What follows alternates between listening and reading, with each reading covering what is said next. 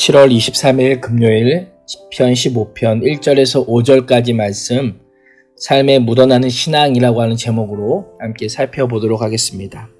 오늘 시편 15편 말씀은 기록되어 있는 것처럼 다윗이라고 하는 사람의 시입니다. 그리고 다윗이 가장 먼저 여호와여라고 하면서 하나님의 이름을 부르는 것으로 이 시가 시작되고 있습니다. 이것은 어떤 의미입니까? 이 다윗이라고 하는 사람이 하나님의 이름을 부르면서 모든 판단의 기준을 하나님께 두겠습니다. 하나님께 있습니다라고 하는 결단으로 이 시를 시작하고 있다라고 하는 것입니다. 다윗이 무엇이라고 고백하죠? 여호와여, 주의 장막에 머무를 자 누구우며 주의 성산에 사는 자는 누구오리이까? 라고 이렇게 고백합니다. 여기서 장막이라고 하는 단어와 성산이라고 하는 단어는요, 이스라엘 백성들이 하나님께 제사 드리기 위해서 모이는 곳을 의미합니다. 다시 말하면 다윗이 하나님께 예배를 드리는 성막이나 성전에 올 자격이 있는 자가 누구입니까? 라고 물어보고 있는 것입니다. 누가 하나님의 백성이라고 불릴 수 있는 자격이 있습니까? 라고 하는 질문이죠. 우리 친구들이 생각하기에 어떤 사람이 하나님께 예배 드릴 수 있는 자일까요? 예배 드릴 수 있는 자격을 갖춘 사람, 어떤 사람이 그런 사람이라고 생각하십니까? 가만히 한번 생각해 보세요. 다윗이 왜 이런 질문을 했을까요? 주의 장막과 주의 성산에 머무를 수 있는 권한이 자신에게 있기 때문일까요? 없기 때문일까요? 자신에게는 없기 때문입니다. 오직 하나님의 동의가 있어야 되고 하나님의 허락이 있어야만 하나님께서 임재하시는 장막과 성산에 머무를 수 있다는 것을 분명히 알기 때문에 다윗이 지금 하나님께 묻고 있는 것입니다. 그리고 2절부터 5절까지 말씀을 보면 하나님께서 알려주시는 참된 예배자의 자격이 한 10가지 정도로 언급이 되는데요. 먼저 2절 말씀에서는 적극적인 측면에서의 자세가 약 3가지 정도 언급되고 있습니다. 그것이 무엇이죠? 첫 번째, 정직하게 행하는 것입니다. 두 번째, 공의를 실천하고 세 번째, 마음의 진실을 말하는 것입니다. 여기서 마음의 진실을 말하다라고 하는 것은요, 그 마음속에 진리를 가지고 있을 뿐만 아니라 그 진리를 그대로 말로 표현하는 것까지 의미합니다. 내가 마음은 이래라고 해서 마음속에 꽁 하고 담아두는 것이 아니라 진리고 진실이라고 하는 것을 직접 말하는 것까지 의미한다라는 것입니다. 또한 이 3절에서는 소극적 측면의 자격의 3가지를 언급하고 있습니다. 소극적 측면이라는 것은요, 무엇 하지 않는다, 부정적인 조건을 의미하는데요. 그것이 무엇이죠? 혀로 남을 허물하지 않고 이웃에게 악을 행하지 않고 이웃을 비방하지 않는 것입니다. 한번 보세요. 그 대상이 누구예요? 이웃이고 이웃입니다. 가장 가까운 이웃과 친구들에게 말을 함부로 하지 않는 거예요. 아주 가깝게 지내는 사람들과의 언어 생활에 대해서 이렇게 하지 말라라고 말씀하고 있다라는 것입니다. 정말 중요한 부분이 여기 나오는데, 여기서 우리가 언어라고 하는 것, 특별히 말 또는 언어라고 하는 것은요, 인간의 가장 기본적인 활동입니다. 그렇기 때문에 가장 기본적이지만 가장 파급력이 큰 활동이기 때문에 이렇게 하지 않고 하지 않는 사람이다 라고 말씀하고 있는 것입니다. 또한 4절 말씀을 다시 보면 이 4절에서는 다시금 적극적인 측면에서 이렇게 하라라고 하는 두 가지를 언급하는데요. 그것이 무엇이죠? 눈은 망령된 자를 멸시하고 여호와를 두려워하는 자들을 존대하고 그 마음에 선한 것을 해로울지라도 변하지 않는 것이다 라고 말씀하고 있습니다. 여기서 보면 두 가지, 세 가지 정도를 언급할 수 있는데 크게 두 가지인데요. 어떻게 보냐면 다윗이요 망령된 자와 여호와를 두려워하는 자들을 서로 대조하고요. 또한 멸시하는 것과 존대하는 것을 대조하고 있다라는 것입니다. 여기서 망령되다라고 하는 것은 어떤 의미가 있냐면 버리다 또는 내쫓다라고 하는 의미가 있습니다. 다시 말하면 하나님께 버려진 사람, 하나님께 내쫓은 사람은 어떻게 하라라는 거예요? 멸시하라라는 거예요. 하나님의 눈밖에 날 뿐만 아니라 하나님께 버려진 사람은 멸시하라, 업신여기라라고 말씀하고 있습니다. 정말 중요한 말씀이에요. 하나님을 두려워하고 예배하는 자들은 다른 사람에 대해서 친절하게 대해야 되지만 하나님을 두려워하지 않고 방자하게 행하는 사람들까지 존중하는 태도는 경건함이 아니고 또 하나님께서 원하시는 모습이 아니라고 말씀하고 있습니다. 또한 그 마음에 서원한 것은 해로울지라도 손해를 봐도 지키는 것을 의미합니다. 또한 5절에서는 소극적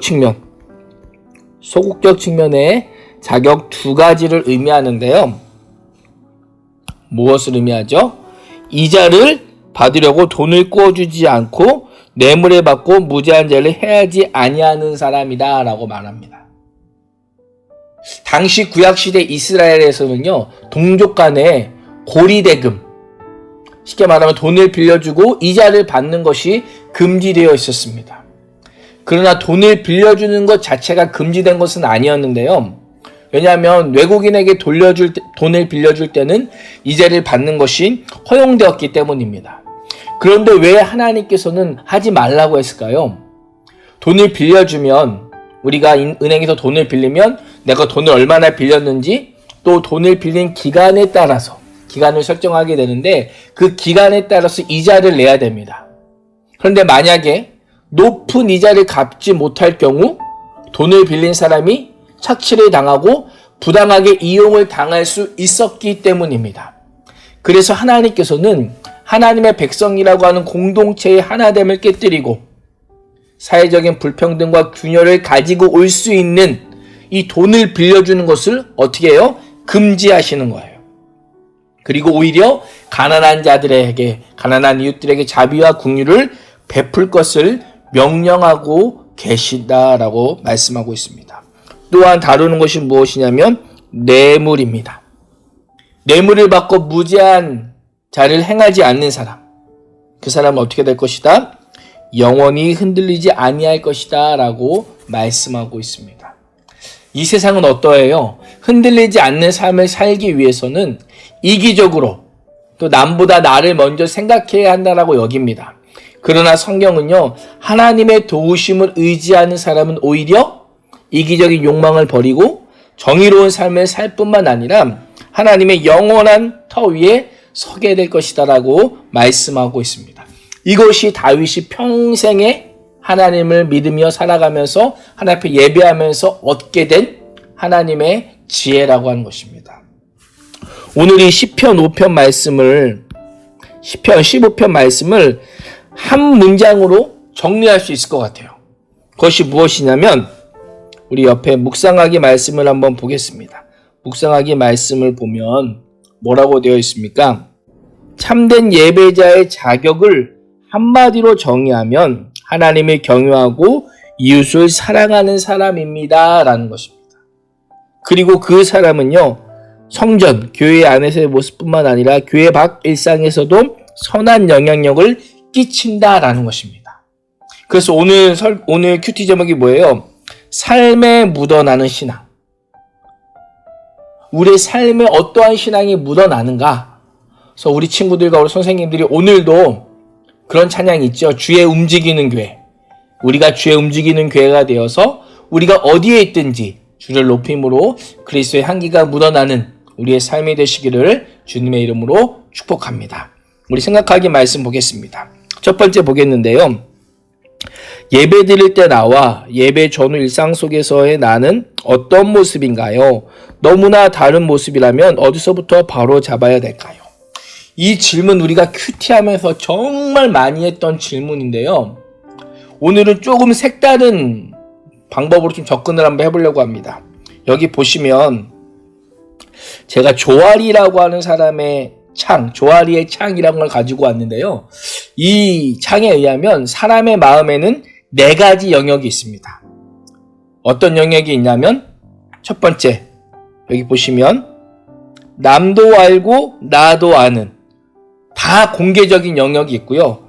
나는 모르고 남은 알고 있는 눈먼 영역이 있고 나는 알고 남은 모르는 또 나도 모르고 남도 모르는 이런 4가지 영역들이 있습니다. 그래서 우리 친구들과 선생님들이 자기 자신을 한번 이 표를 그려서 한번 돌아보세요. 예배 드리는 나, 또한 교회에서 생활하는 나와 밖에서 생활하는 나, 모든 사람들이 이건 이런 것 같아 라고 사람들이 나에 대해서 공개적으로 이렇게 말하는 부분이 무엇인지 한번 생각해 보고 나는 모르고 있는데 남들을 다른 사람들이 나에게 대해서 이렇게 말하고 있는 것이 무엇인지 한번 보세요. 그리고 나만 알고 있고 남들은 모르는 쉽게 말하면 은밀한 비밀한 영역이 무엇인지 살펴보고 남도 모르고 나도 모르는 내가 이런 사람이었나? 또 남들이 나에 대해서 이런 사람이었나라고 말하는 그런 부분이 있다면 요 4개 조아리의 창에 의해서 4개 영역으로 한번 구분해서 내가 나를 아는 부분, 또 내가 나를 모르는 부분, 다른 사람이 나를 아는 부분, 나를 모르는 부분, 요 4가지 영역으로 한번 구분해서 한번 돌아봤으면 좋겠습니다. 그래서 이 4가지 영역을 한번 구분해 보면서 나에게 서로 내가 알고 있는 나와 다른 사람이 알고 있는 나 이런 부분이 너무 다르다면 어디서부터 바로 잡아야 될까요? 오늘 큐티로 다시금 돌아오면 제가 우리 친구들에게 한 단어를 선물해 주려고 그래요. 어떤 단어라면 이 단어입니다. 혹시 아세요? 영어로 거의 읽을 수도 있을 것 같은데 라틴어로 이게 코람 데오라고 하는 단어예요. 이게 코람이고 이게 데오라고 하는 단어인데 이 단어는 어떤 의미냐면 하나님, 데오가 하나님,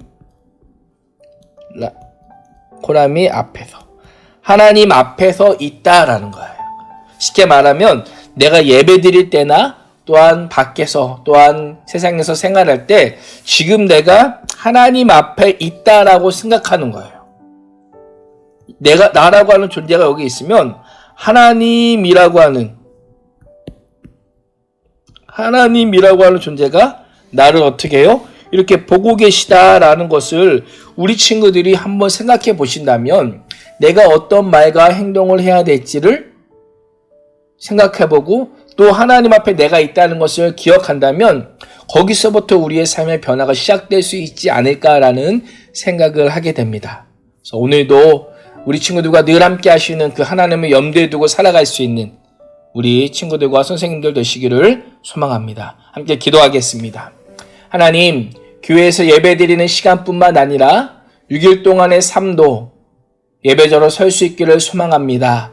누가 보든 보지 않든 어디에 있든 무엇을 하든 하나님 앞에 있다는 사실을 기억하게 하시고 하나님을 경외하는 마음으로 모든 일생을 하나님께 드리는 예배자가 되게 하여 주옵소서. 예수님의 이름으로 기도합니다. 아멘.